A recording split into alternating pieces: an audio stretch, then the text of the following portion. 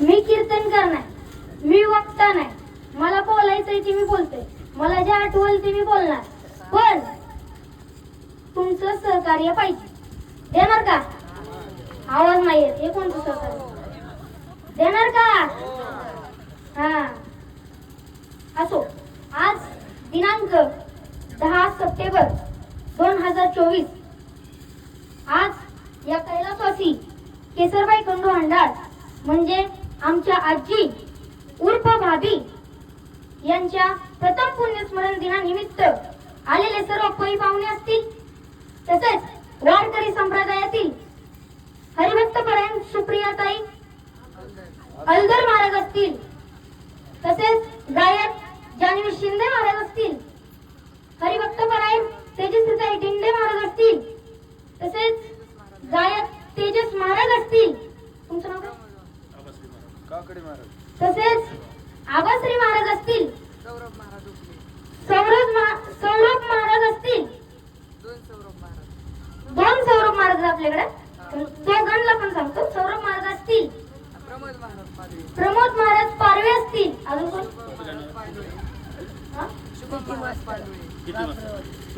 PT मास्तर असतील, शुभम महाराज पांडोळे असतील, तसेच विनेकरी आजी असतील आणि वारकरी संप्रदायातील सगळे टाळकरी किंवा सगळे सदस्य यांनी मला थोडस बोलण्याची संधी दिली, मला मन मोकळं करण्याची संधी दिली. याबद्दल मी तुमच्या सर्वांचे आभार मानतो. कारण मला थोडस बोलावं वाटलं. मी लहान आहे, परंतु काही हरकत नाही. संधी मिळाली की मला बोलावं वाटतं. नाही बोलली काय होतं माहिती का? मला ना असं आतल्या टोचल्यासारखं होतं. कधी बोलन असं होतं. पण मी साताऱ्याला शाळेत असतो. मी साताऱ्याला शाळेत असल्यामुळं मी तिकडे हे इकडे कधी बोलणार, बोलायला वेळच नाही मिळत. असो, तुम्हाला एक थोडक्यात सांगतो. आजी म्हणजे कसं असतं ना, ती माय असते, ती माता असते, ती माऊली असते, ती सावली असते. बरोबर आहे का? बरोबर आहे ना? आवाज नाही येत, सहकार्य करा. बरोबर आहे.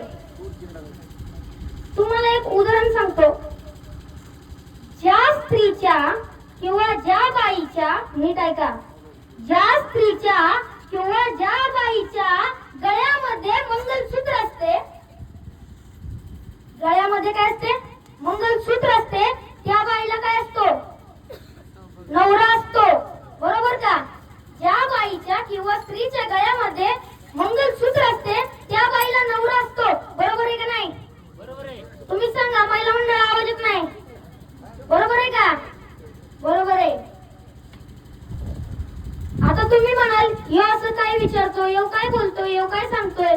पण ऐका, मी जे बोलतोय ना ते बारकाईने ऐका. मला माझ्या आई वडिलांची चांगली शिकवण आहे. आणि ज्या बाईच्या किंवा ज्या स्त्रीच्या गळ्यामध्ये मंगलसूत्र नसते त्या स्त्रीला नवरा आवाज येत नाही. नसतो. बरोबर. म्हणजे ज्या स्त्रीच्या गळ्यामध्ये मंगलसूत्र असते तिला नवरा असतो, आणि ज्या स्त्रीच्या गळ्यामध्ये मंगलसूत्र नसते तिला नवरा नसतो.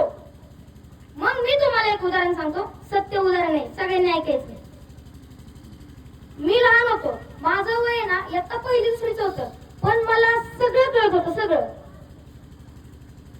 आणि त्यात काय झालं, लॉकडाऊन पडलं. कोरोनामुळे लॉकडाऊन पडलेलं. आणि लॉकडाऊन पडल्यामुळे आम्ही पुण्याला होतो, गावाकडे यावं लागलं. आम्ही पुण्यावरनं गावाकडे आलो. आणि गावाकडे आल्यानंतर माझी शाळा चालू नव्हती. आणि 2 वर्ष झाली मला वडिलांनी शाळेतच नाही पाठवलं. आणि परिस्थिती कोलमडली आणि पप्पा दारू जास्त प्यायला लागले. आज कुणाला सोडणार नाही. तुम्ही मला संधी दिली ना, कुणाला द्यायचं नाही. मला आज मी बोलणार, आज मला कुणी अडवायचं नाही. पप्पा दारू जास्त प्यायला लागले आणि दारूमुळे घरात पैसे नसायचे. असं करत करत खूप दिवस गेले. माझं दुसरीच वय निघून गेलं. मला कुणी पण काम सांगायचं, घरातला असू द्या नाहीतर रानातला असू द्या. सकाळी उठल्यावर सुद्धा त्या मागच्या पांढरीने दूध आणायला मी जायचो खाली. असं करत खूप दिवस गेले. आणि काय झालं,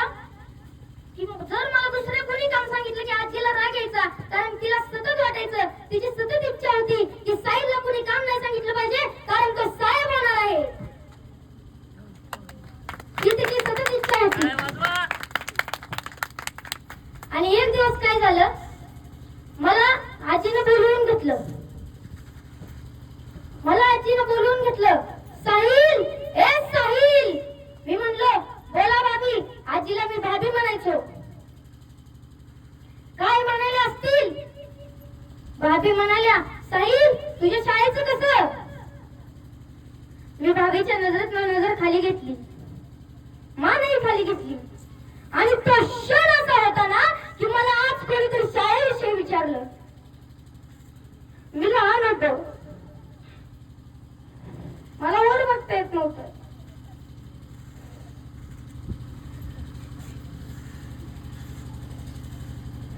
असू द्या, आज मी बोलणार. मला साताऱ्याला शाळेत टाकलं. शाळेत जाण्यासाठी वडिलांकडे वाट खर्चीला पैसे नव्हते. आजी काय विचारायचं नाही ना, उर भरून आलेलं.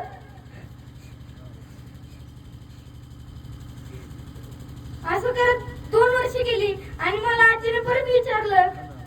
तेव्हा मात्र मी आजीकडे पाहण्याची हिंमत केली. दबक्या आवाजात, हळू आवाजात म्हणलं, भाभी जाईल भाभी, मी एक ना एक दिवशी नक्की शाळेत जाईल, नक्की शाळेत जाईल. आई माझी मायेचा सागर दिला तिने जीवनाला कर. आई वडील माझे थोर, काय सांगू त्यांचे उपकार. जीवनाच्या वाटेवरती किती असतो त्यांचा आधार. आई माझी मायेचा सागर दिला तिने जीवनाला तार.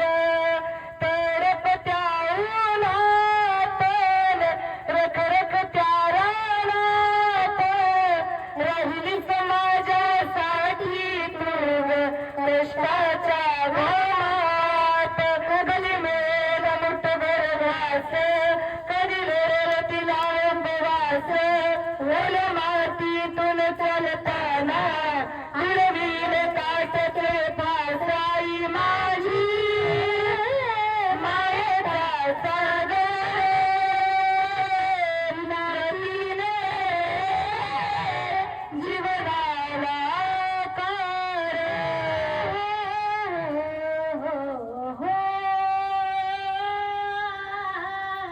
नदीची चालणी तू ग, चंदराची कोरा. चालणी तू ग, चंदराची कोरा. जीवन तुझी छाया मला हवी जीवनभर. तुझ्या छायेमध्ये उभं आयुष्य जगेना. आई देवापाशी मी ग, आई तुलाच मागेन. आई माझी मायेचा सागर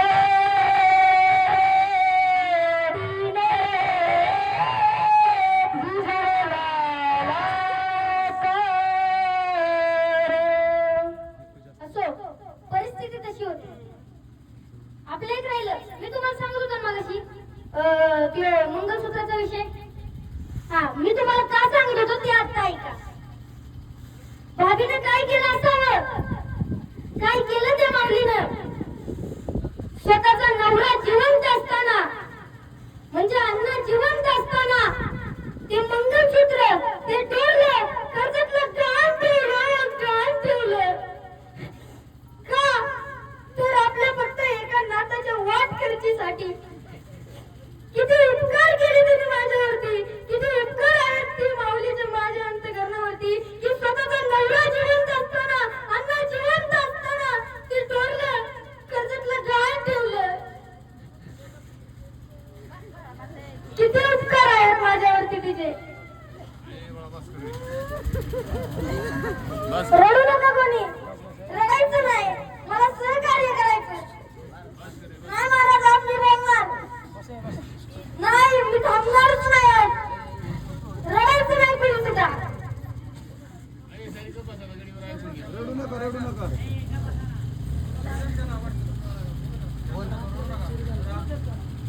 रडायचं नाही कुणी आज, कारण माझा 5 वर्षातला हुंदका मी बाहेर काढणार आहे. आज मला बोलू द्यायचं, कुणी सुद्धा अडवायचं नाही आणि कुणी सुद्धा रडायचं नाही. हिंमत द्यायची सगळ्यांनी. त्या माऊलीने माझ्यावरती खूप उपकार केले आहेत. मी तुम्हाला फक्त त्या माऊलीची एकच व्यथा सांगितली. अशा भरपूर व्यथा आहेत की तुम्ही म्हणलात ना की कीर्तनकार महाराजांना घरी जाऊ द्या, तरी सुद्धा संपायचे नाहीत. रडायचं नाही आता कोणी. कीर्तनकार महाराज म्हणतील की आज आपल्या पाकिटाचं काय खरं नाही. आज येऊ सगळंच पाकिट घेऊन जातात काय काय नाही. असो, अहो मी साताऱ्याला शाळेत होतो. आजी गेल्यानंतर, आजी स्वर्गवासी झाल्यानंतर मला यांनी किती दिवसांनी कळवावं. मला यांनी आजी गेल्यानंतर 5 दिवसांनी कळवलं. मी फोनवरती बोलत होतो. माझ्या हातातलं फोन खाली पडला, मी तिथंच रडायला लागलो. मी रडताना पाहून शाळेतले पोरं सरांकडे गेली. सरांना म्हणाले, सर साहिल अण्णा रडतोय. मी रडतोय ऐकून शाळेतले सर्व शिक्षक आले आणि मला म्हणाले, काय झालं साहिल, का रडतोय? आणि तेव्हा मला अक्षरशः सांगता सुद्धा येत नव्हतं की माझी आजी गेली गेली.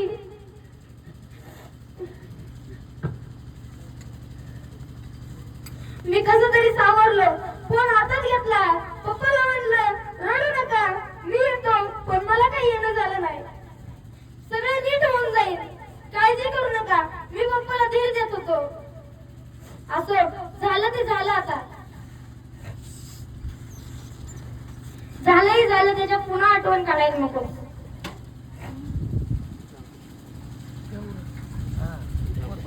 थांबा, नाही आज मला बोलायचं. ऐका, मला आहे ना वडील सांगतात की माणसाच्या अंगात जिद्द आणि चिकाटी असली पाहिजे. पण मला कळत नाही हे सगळं मलाच का सांगतात. काय झालंय त्यांना काय माहिती. असं तुमच्या कीर्तनकार महाराजांपेक्षा मीच जास्त वेळ घेतला. म्हणून आजचं कीर्तनकार महाराजांचं पाकिट कोणाला दिलं पाहिजे तुम्हीच सांगा. साहिलला दिलं पाहिजे का कीर्तनकार महाराजांना दिलं पाहिजे? जोरात सांगायचं. आवाज टाळकर मंडळी कुणाला दिलं पाहिजे? महाराज टाळकर म्हणजे तुझं आमचं महाराज पण आमच्याकडे नाही. चला असू द्या. आर्यन कुठे? जो बागा बारका भाऊ ह्याला सुद्धा माझ्यापेक्षा साताऱ्याला शाळेत टाकलं. ह्याला ना शाळेत टाकल्या आठवडाभर झोप येत नव्हती. सारखं म्हणायचं, मम्मी कधी येणार, पप्पा कुठे, कधी येणार, पप्पा कुठे, मम्मी कुठे, चल फोन करू, मी सांगतो सरांना. पण मला कष्टाची जाणीव होती. मी सांगायचो, काय सांगत असेल मी सांगायचो, पप्पा ऊस तोडतात, मम्मी ऊस तोडतात, त्यांना काम आहे, पुढच्या रविवारी येतील. असं करत मी एक दिवस थकलोच होतो, कारण मला त्या मंगळसूत्राची जाणीव होती.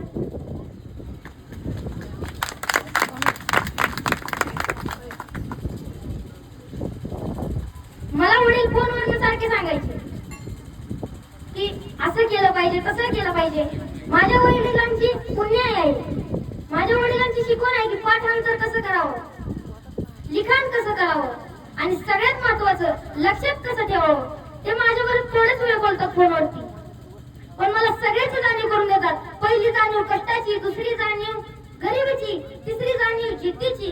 त्यांचा फोन झाल्यावरती ते काय म्हणले असतील, त्यांच्या शब्द मी अभ्यास करतो, त्याच्यावरती विचार करतो आणि हे सगळं आठवत असताना मला आठवण येते आजीने दिलेल्या वाट खर्चासाठी पैशाची.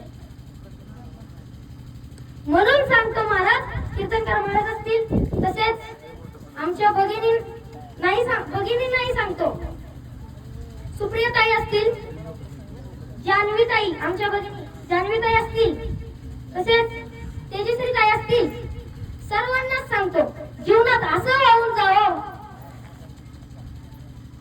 की स्वतःच्या कशासाठी जगायचं, ध्येयासाठी जगायचं. स्वतःच्या ध्येयासाठी जगा, स्वतःच्या देहासाठी नव्हे तर स्वतःच्या ध्येयासाठी जगा. म्हणून मी आज या ठिकाणी जाहीर करतो,